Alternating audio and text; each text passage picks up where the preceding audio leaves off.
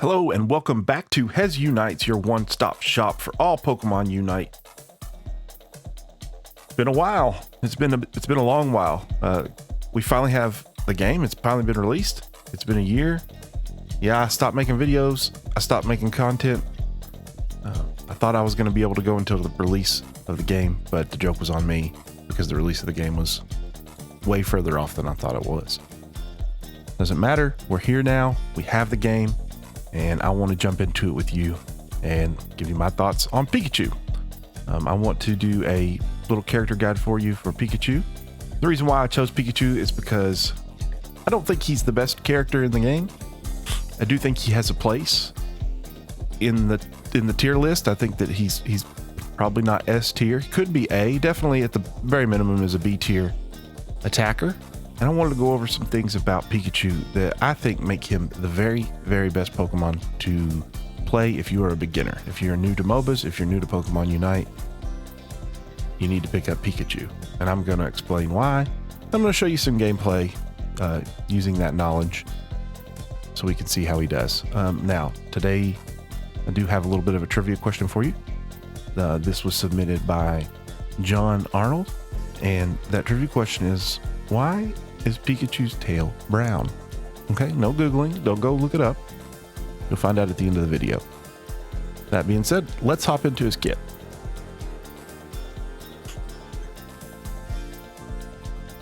Pikachu's first selection of moves is at level 4. You can pick between Electro Ball or Thunder. I'm gonna talk about Thunder first. Thunder drops Wicked Thunderbolts, dealing damage to opposing Pokemon in the area of effect.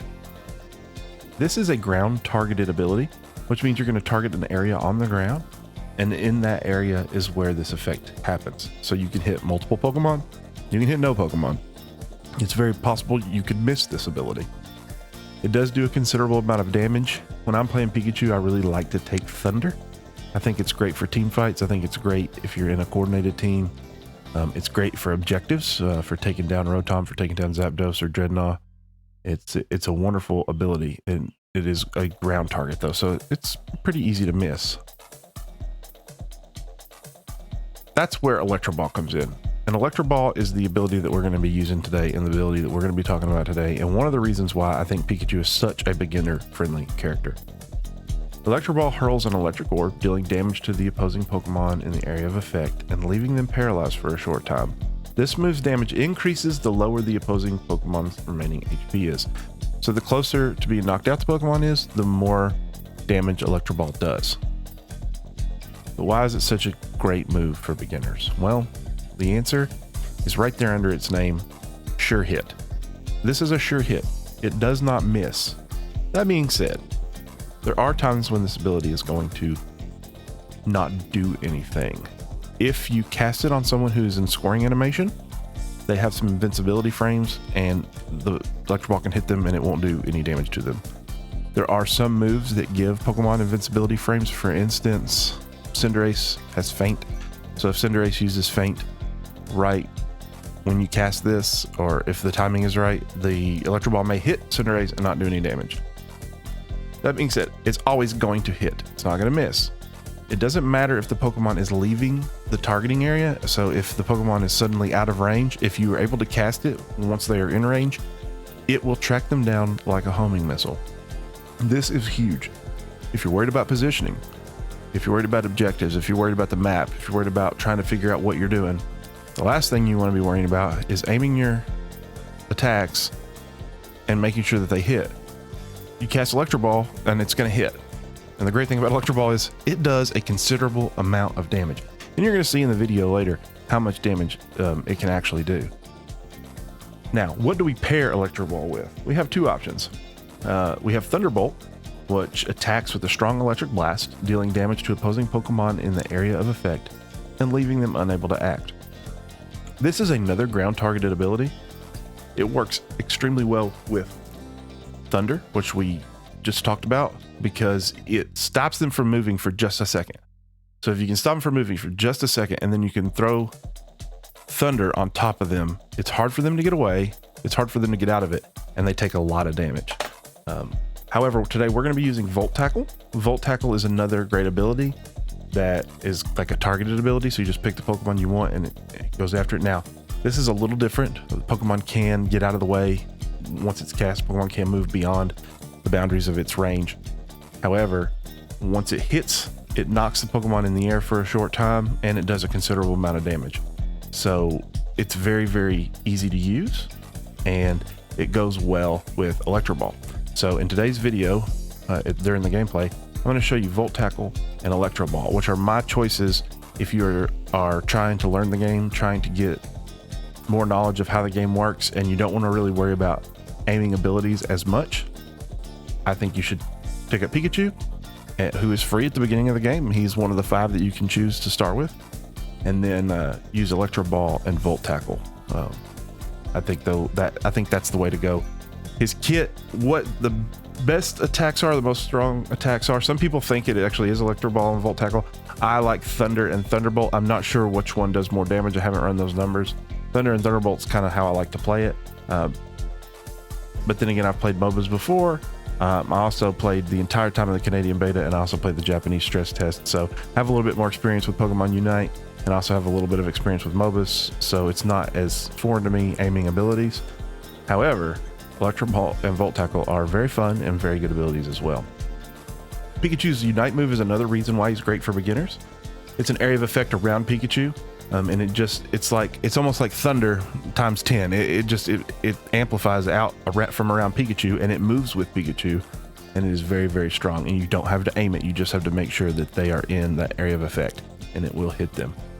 It is a fantastic Unite move, and another reason why Pikachu is great for beginners. His passive is static. It paralyzes all opponents near him for a short time when he receives damage.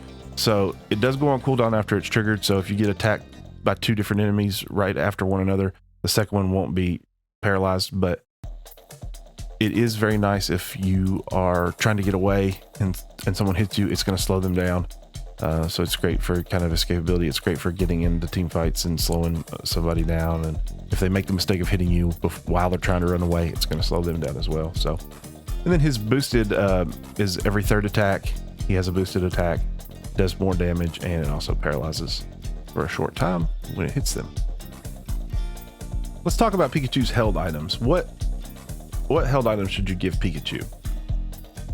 I'm going to caution you, if anyone is claiming that these are the best 3 items for Pikachu to hold, there's no question these are the ones you want. Probably not. I mean, at this point, we don't really know. The game just came out. The meta is still developing. We're still trying to figure out what's good. We're still trying to figure out what synergizes well. So by no means am I trying to tell you that these 3 items are the items to go on Pikachu. Very well could be wrong. I don't think so, because Pikachu's a special attacker and we're getting some special attack boosts from these items. But it could be that none of these items go on Pikachu. And I say that because we just don't know. The meta has not developed, and nobody that's telling you what items should go on somebody at this point really knows. They may have some experience and they may have some luck with them, but they're not for sure going to know that those are the items that you need, because there's still so much to explore with this game. We just got our hands on it, and we don't know what the meta is going to look like, and we don't know what synergies are going to develop. But nevertheless, you have to have some items. So here are the 3 that I use. When I'm playing Pikachu, I like Wise Glasses. It increases our special attack. I like Shell Bell. It recovers HP, and it recovers more HP the higher his special attack is. So whenever he hits with a move, which again, we're talking about Electro Ball, which hits every time, and we're talking about Volt Tackle, which is very easy to hit, we recover at least 75 HP, possibly more, depending on how much the special attack is boosted.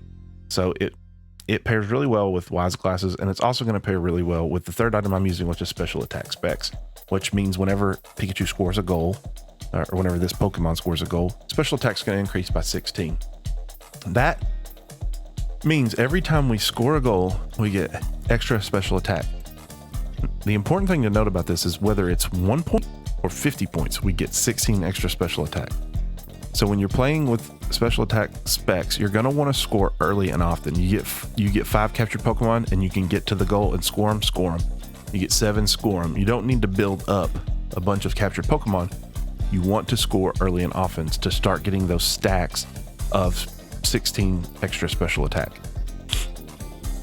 Also, the more you score, the more your special attack is going to go up, so the more HP you're going to recover with Shell Bell. So I think that these 3 items really synergize well with each other, and they really synergize well with Pikachu. However, there are some other options. The great thing about Pokemon Unite is from the held item screen here, you can hit Y and you can see some example sets.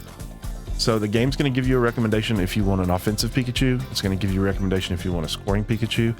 And then I don't know how these are decided, but there's going to be a few Pikachu masters on here, and their items that they use are going to show up. You can copy those, you can paste those onto your loadout, easy, no problem. And they're all here and available for you to look at. You can compare what you have to what other people have. Like this looks like Floatstone's a pretty popular one because 2 of the 3 have Floatstone. And then there's Scope Lens and Muscle Band, both good items, and both very well could be optimal items for Pikachu. I'm not going to tell you one is and one isn't because I just don't know enough yet. But I am going to tell you what I use and what I'm using for this video, and that is the Wise Glasses, the Shell Bell, and the special attack specs. For battle items, I am a fan of Eject Button. I am generally going to use Eject Button no matter what Pokemon I'm playing with, no matter who I'm using, it's going to be Eject Button. It is so useful in almost every situation. There's a lot of tricks you can do with it. You can get through walls with it. You can kind of change direction after abilities or before abilities, or you can even change direction of your ability. I know one trick is like Talonflame. His Unite ability, if he hits a wall, he kind of stops. But if you use Eject Button, you can move through the wall and keep using your Unite move. So there's a lot of utility for Eject Button. You can get away. You can close the gap. You can, speed up if you're trying to get to a goal before time expires. There's just all kinds of utility for Eject Button, and I think that any Pokemon can use it, and it's a great thing to just put on all your Pokemon across the board. And then you can experiment with other items with other Pokemon for sure. Like for Pikachu, you might want to use X Attack, which is going to increase his attack and special attack for a short time. Perfectly reasonable. He's a special attack attacker. Any extra attack is going to help him do damage. It's going to help him get kills. That makes sense. It's a good item for Pikachu. Full Heal is a good item. It's going to remove hindrances and make him immune to status conditions.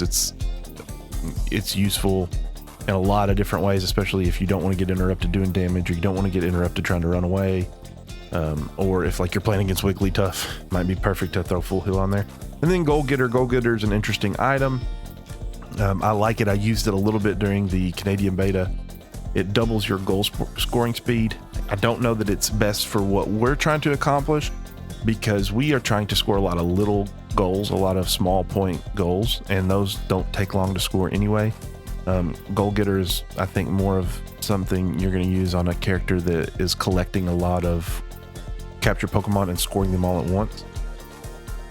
But nonetheless, it does have utility. You can use Goal Getter if you want to help with your scoring.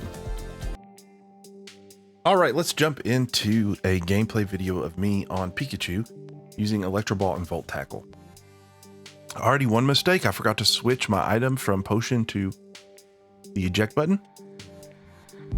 So I'm not really happy about that, but that's okay. It's still a good video. It still showcases Pikachu's abilities pretty well. It's going to show the extreme usefulness of Electro Ball and how it can knock enemies out easily without aiming or without worrying about whether they're going to stay in range or not.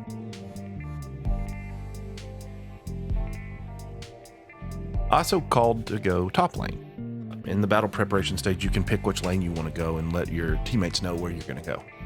You will notice, however, once the game starts, I don't go top lane. I noticed that 3 of my teammates go to the top, and I don't want to be in a lane with 3 other people. So I decide to call an audible and run down in the bottom lane.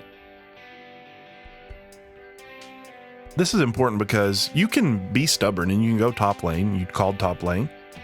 Everybody should have known you were going top lane, but you're also playing with, a bunch of people who maybe have never played the game before. They don't really know what's going on. They're just trying to have some fun. So just make a switch, go bottom lane.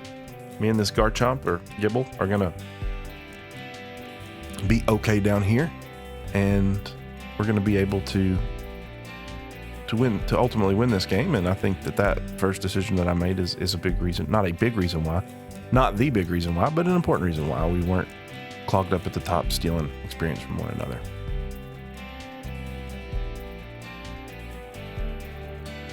As soon as we get this Audino taken out, we're going to already have our Electro Ball. That's the great thing about Pikachu. He gets his Electro Ball at level 4, which is very early in the game, very quick. And we're going to be able to use it immediately to knock out that Charmander. Remember, it does more damage the less remaining HP the opponent has. And that Charmander was already pretty close to death, so we were able to send him on his way back to base. We scored there. We're going to turn around and score these 7 again, because remember, we're trying to get stacks of those glasses.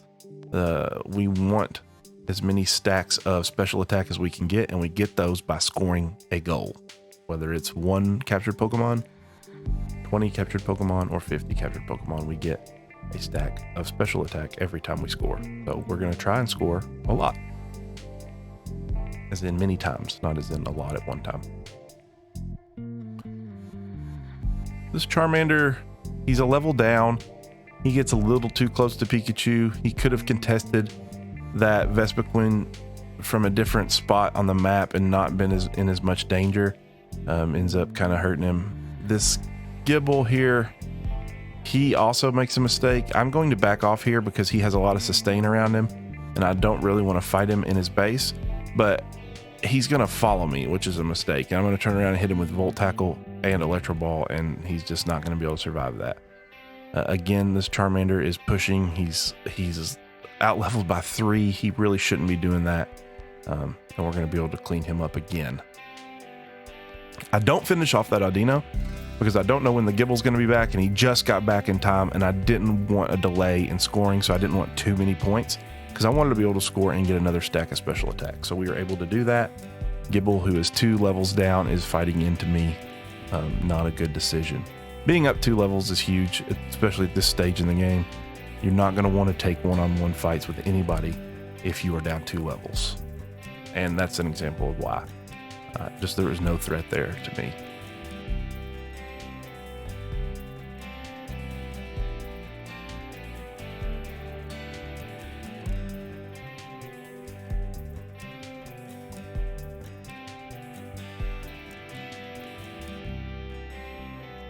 I'll go ahead and get another stack of special attacks. I think that's 4 so far. I'm doing really good there. I want to take this Dreadnought out. I'm trying to kind of signal to my Zeraora that I'm coming down here, but it's okay. I think I can take him on my own at level 8. It's going to be close, and I do have the potion, which is nice. But I noticed that Gibble and Charmeleon are back, so I kind of back off a little bit. See the Charmeleon coming down. Zeraora turns around, realizes that I am going to do enough damage to this Charmeleon that we can finish him off. We do. He decides to help me with the Dreadnought, so we get that. That's a shield for all of our team and some extra points, some experience points for everyone. And I'm going to level up and get my Unite move now. And I'll show off the Unite move here in just a minute, and you can kind of see its power. It is very, very useful, and again, very, very easy for anyone new to the genre or anyone new to the game. And you're going to see how that is here in just a second. I'm going to be able to take out both the Gabite and the Charmeleon at the same time. Here we go. So now we're going to throw down the Unite move, and we're going to get, you see the large area of effect and all the lightning kind of crashing down. It's also hitting that Ludicolo there, so I'm going to be able to clean him up pretty easily too. And there you go. No aiming necessary. Just press the button and make sure Pikachu is close to somebody to hit. We're going to score these 12 points, and it's at this point when I'm starting to think about rotating to the top. I don't do it right now because there's not an objective up top to get yet, but when that Rotom respawns, I am going to want to go up there. We are down in that lane. They have taken our tier 1 scoring zone, and we have not taken their tier 1 scoring zone. We are well ahead in the bottom lane. So it's going to be beneficial for me to be up there in 24 seconds, as you can see the timer now. It's going to be beneficial for me to be up there in 24 seconds to help with this Rotom and help put some pressure on the top lane so that we can start swinging it in our favor as well. So that's exactly what I do. I back to base and head up for the Rotom fight. Super important to get these objectives, and it's super important to get these. Now I see that Gabite is down by our goal. It doesn't look like he has any points to score because he doesn't score any. But even if he did, that's okay. It's more important to put pressure on this tier 2 than it is to protect that tier 1, especially considering that we're so far ahead in the bottom lane.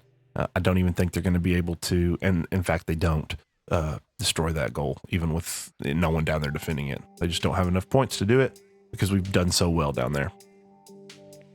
Plus Alolan Ninetales and our Garchomp are going back down there. So I'm going to clean up this Rotom. And then I'm going to make a huge mistake, actually, right here. I'm going to try and Electro Ball this Slowbro, but I accidentally Unite move instead. I'm a little frustrated because I didn't want to Unite move, so I just kind of start fighting into the Zeraora, forgetting about the Cinderace, and that's bad for me because I obviously don't survive. I just recently, when I took this video, had remapped my keys to what I think is a more comfortable layout, and well, I forgot that I had remapped them.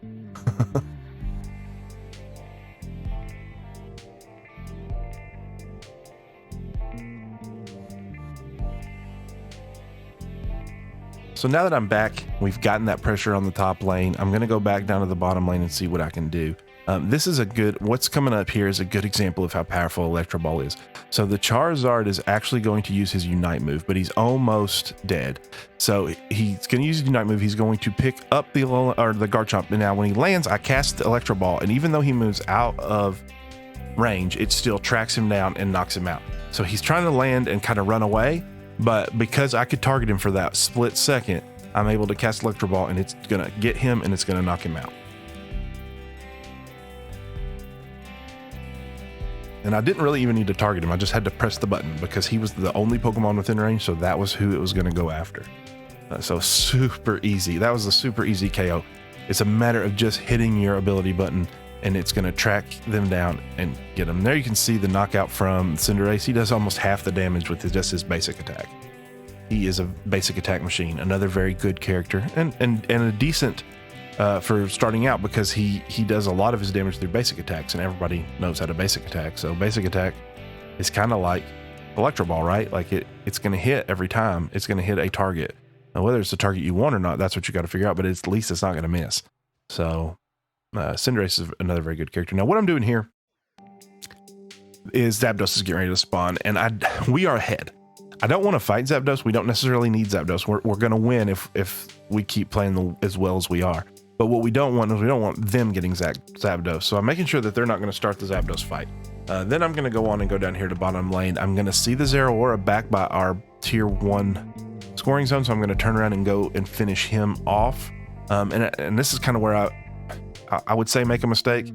What's happening right now that you can't see and that I don't realize is their Garchomp is soloing Zapdos. You always have to be aware when a Garchomp is in the game that Zapdos could be being soloed, because Garchomp can solo Zapdos easy, no problem. He can take it out. His passive and his abilities allow him to do that. And that is in fact what's happening. So I'm going to get down the lane here, and you're going to see that Zapdos is given to the enemy team, which is kind of scary because that's how you come back, and they are behind and they're going to need to come back. So at this point, I see that Zapdos has been taken by Garchomp, and I know exactly where he's going because this tier 1 goal is the closest goal to him, and he's going to want to score his points.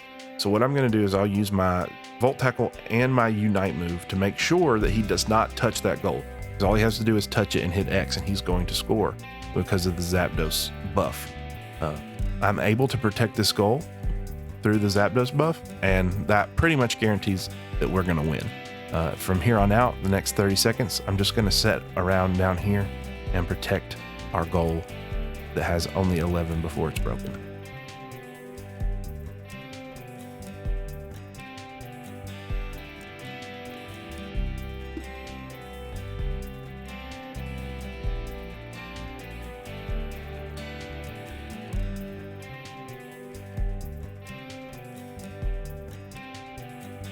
So there's some Pikachu gameplay for you.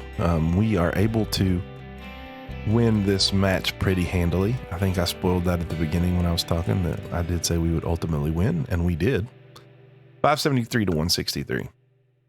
And as you can tell, never really had to aim an ability at all, was still able to be effective in team fights. Wasn't necessarily the MVP, but scored almost 100 points and was able to get 13 kills and 2 assists.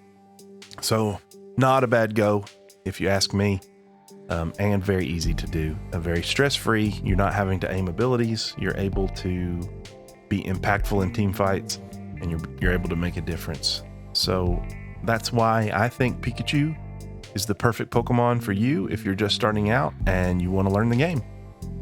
Let me know what you think in the comments down below. As always, if you like what you saw, hit subscribe and like. You can go over to Twitter and follow me at HesUnites. I'll be posting when I'm going live on Twitch over there. I'll be posting any new videos that I have coming out over there too. I look forward to making a lot more Pokemon Unite videos for you.